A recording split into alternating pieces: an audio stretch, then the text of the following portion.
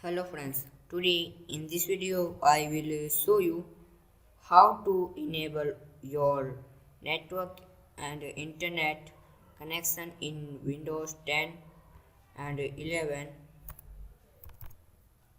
So guys, this is very easy and simple method. First you need to click on start. Now type settings. Now open settings. Now click on network and internet. Click on Wi-Fi.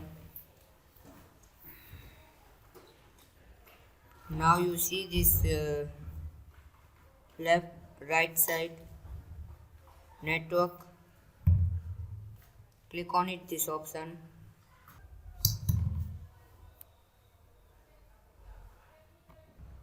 Now click on this option.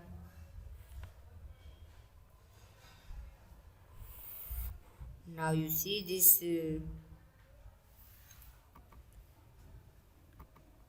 will be disabled, so right click on it and click on disable.